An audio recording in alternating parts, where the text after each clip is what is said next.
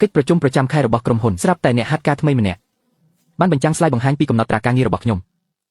លោកនាយកខ្ញុំសូមរាយការណ៍លោកនាយកស៊ូប្រើឡានក្រុមហ៊ុនដឹកកូនរាល់ថ្ងៃយកឡានក្រុមហ៊ុនមកប្រើផ្ទាល់ខ្លួនខ្ញុំស្នើឲ្យបណ្ដេញគាត់ចេញភ្លាម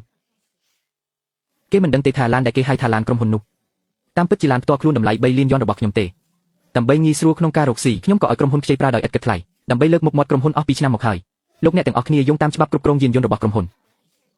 ហាមដាច់ខាត់មិនឲ្យយកឡានក្រុមហ៊ុនទៅប្រើផ្ទាល់ខ្លួនលោកនាយកស៊ូជាថ្នាក់ដឹកនាំក្រុមហ៊ុនមិនត្រឹមតែមិនធ្វើជាគំរូទេ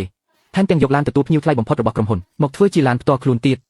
ដឹកកូនទៅរៀនទៅផ្សាររាល់ថ្ងៃសូម្បីតែចុងសប្តាហ៍ក៏យកទៅដើរលេងដែរខ្ញុំបានកញ្ញាមើលបន្តិចការធ្វើដំណើរទៅមករបស់លោកនាយកស៊ូមានចម្ងាយប្រហែល40គីឡូម៉ែត្រគិតទាំងថ្លៃសាំងនិងការសឹករកររបស់ឡាន Cullinan នេះក្នុងមួយខែគឺខាត់បង់ប្រាក់រាប់ពាន់យ៉នដោយមិនដឹងខ្លួននេះមិនទាន់គិតពីម៉ោងធ្វើការរបស់តៃកុងឡានផងនិងថ្លៃធានារ៉ាប់រងឡានទីលោកនាយកលៀងក្រុមហ៊ុនយើងកំពុងកាត់បន្ថយចំណាយខ្ញុំគិតថាគួរតែចាប់ផ្ដើមពីថ្នាក់ដឹកនាំមុនទង្វើដែលយកទ្រព្យសម្បត្តិក្រុមហ៊ុនមកធ្វើជាទ្រព្យផ្ទាល់ខ្លួននេះបើមិនដាក់ទុនកម្មឲ្យធ្ងន់តាឲ្យបុគ្គលិកផ្សេងទៀតគោរពលៀងគឺជាមិត្តរួមថ្នាក់សាកលវិទ្យាល័យរបស់ខ្ញុំហើយក៏ជាស្ថាបនិកក្រុមហ៊ុននេះដែរកាលពីចាប់ផ្ដើមអាជីវកម្មដំបូងពេលគាត់គ្មានលុយបើកប្រាក់ខែឲ្យបុគ្គលិកខ្ញុំក៏ជួយចេញខ្ញុំបានយកលុយសន្សំផ្ទាល់ខ្លួនមកជួយគាត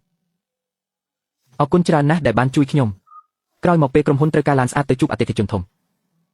ខ្ញុំមិនស្ទាក់ស្ទើរឡើយបានយកឡានផ្ទាល់ខ្លួនតែទើបតែទិញបានមិនដល់មួយខែផងនោះយកមកឲ្យក្រុមហ៊ុនប្រើ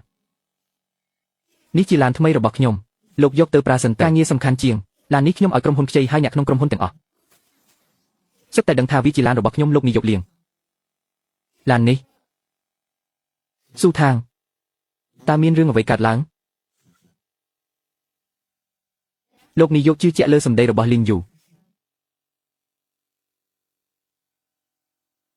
ផុសតាំងនៅទីនេះហើយស៊ូថាងទោះបីជាអ្នកជាបុគ្គលិកចាស់របស់ក្រុមហ៊ុនហើយក៏ជាមិត្តរួមថ្នាក់ចាស់របស់ខ្ញុំដែរតែច្បាប់គឺត្រូវតែជាច្បាប់ក្រុមហ៊ុនមានការបែងចែកច្បាស់នេះគឺជាគោលការណ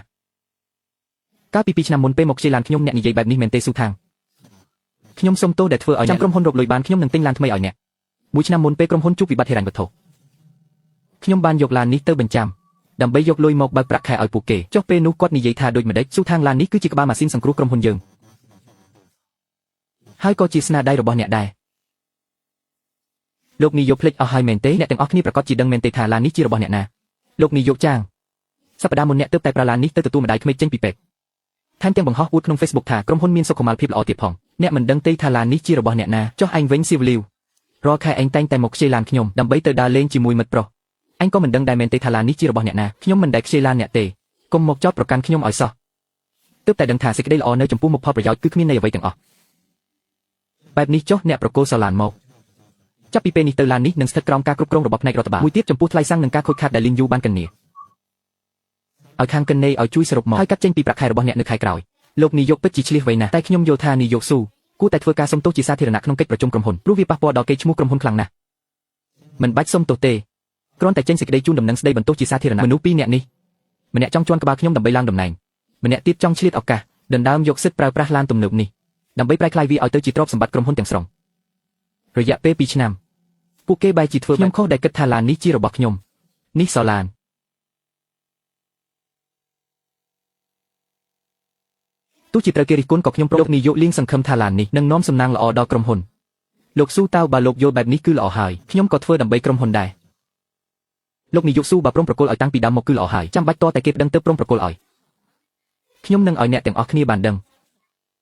ងអ្វីដែលអ្នកដណ្ដើមបានមិនមែនជាជោគជ័យទេតែវាជាគ្រាប់បែកដែលអាចបំផ្លាញក្រុមហ៊ុននេះឲ្យខ្ទេចខ្ទីមិននឹកស្មានថាលោកនាយកស៊ូមើលទៅថ្លៃថ្នូរតែតាមពិតចូលចិត្តកេងចំណេញបន្តិចបន្តួចសោះឡានតម្លៃរាប់លានបែបនេះជិះទៅទទួលកូនរាល់ថ្ងៃមិនខ្លាចមានរឿងទេអូយកែភ្នែកលោកនាយកស៊ូមិញនេះគួរឲ្យខ្លាចណាស់មានអីត្រូវខ្លាចខ្ញុំឃើញគាត់ចាប់ទុកក្រុមហ៊ុនដោយឡាននោះសូម្បីតែលោកនាយកលៀងក៏មិនហ៊ានជិះបែបនេះដែរសំមុខហើយដែលត្រូវគេដោះស្រាយលើកនេះលីងយូធ្វើបានល្អណាស់លោកនាយកស៊ូខាងកិនណេឲ្យគិតលេខរួចហើយចង់បានម៉ូតូ G តែគ្មានលុយគ្រប់គ្រាន់មែនទេតែ$30តែប៉ុណ្ណោះក្នុងមួយខែសូមស្វាគមន៍មកកាន់ Chaimet Moto ទំនាក់ទំនងទូរស័ព្ទលេខ015 541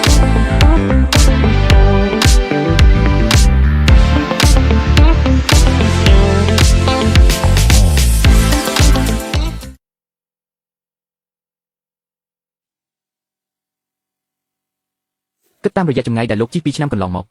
លោកត្រូវបង់ថ្លៃសាំងថ្លៃសឹកនិងថ្លៃផ្លូវសរុប120លោកនាយកលៀងបានចុះហត្ថលេខារួចហើយ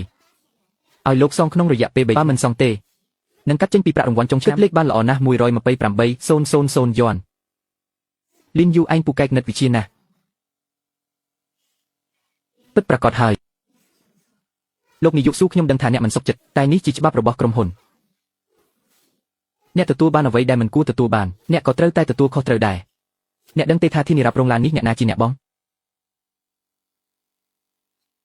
មួយឆ្នាំប៉ុន្មានក្រុមហ៊ុនបងឲ្យតើគឺខ្ញុំជាអ្នកបងមួយឆ្នាំ 50,000 យន់ថែទាំម្ដងអស់ជាងក៏ខ្ញុំជាអ្នកចេញដែរថ្លៃសាំងថ្លៃផ្លូវ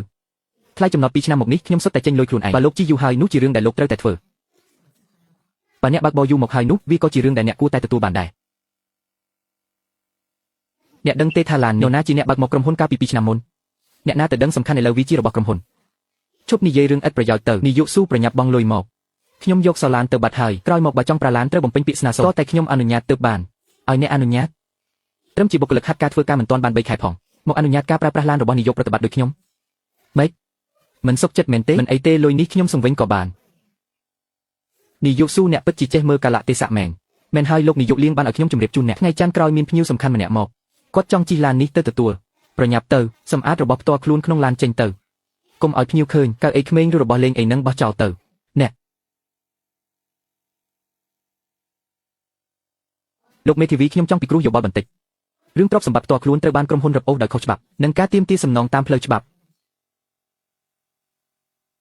នាយកស៊ូរឿងទ្រព្យសម្បត្តិផ្ទាល់ខ្លួនត្រូវបានរឹបអូសករណីបែបនេះត្រូវការភស្តុតាងច្បាស់លាស់លោកមេធាវីវាងសូមកុំបារម្ភខ្ញុំមានភស្តុតាងរាល់កំណត់ត្រាផ្ទេរលុយវាគេបាត់ទៅគ្រប់សន្លឹកខ្ញុំរក្សាទុកទាំងអស់ស៊ូតើឡាននេះជាឡានផ្ទាល់ខ្លួនរបស់ឯង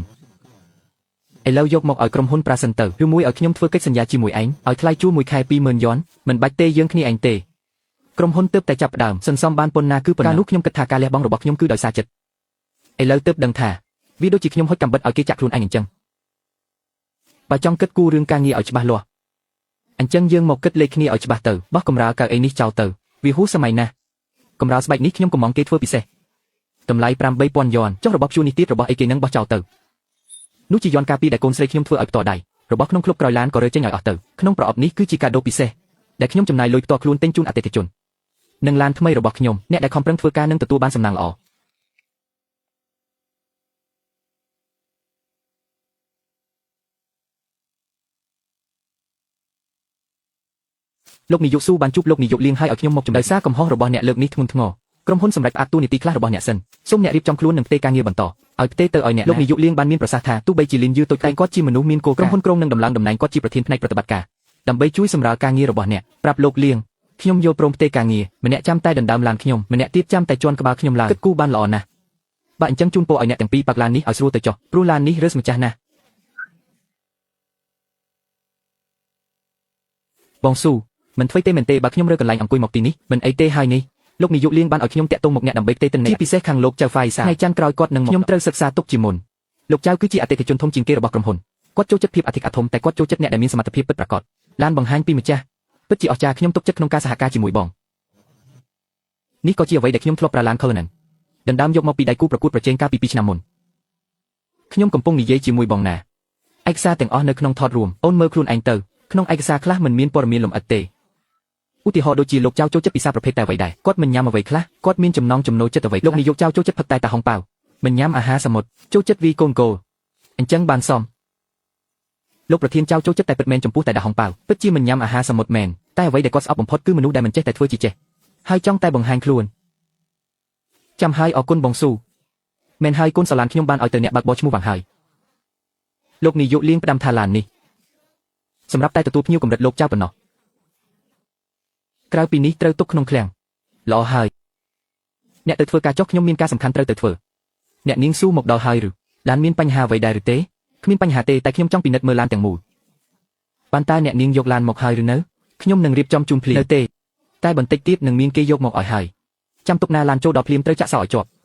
បើគ្មានបញ្ជីពីខ្ញុំហាមនរណាយកទៅប្រើដាច់ខាតយល់ហើយឡាននេះជាឈ្មោះរបស់អ្នកនាងពួកយើងស្ដាប់តែអ្នកនាងម្នាក់ប៉ុណ្ណោះ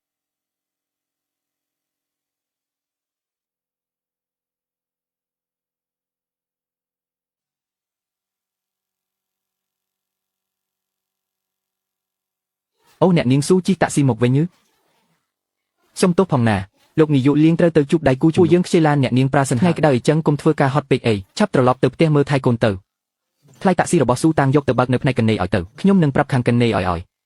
លោកនាយកលៀងយើងត្រូវទៅហើយភ្ញៀវកំពុងរងចាំយើងហើយល្អ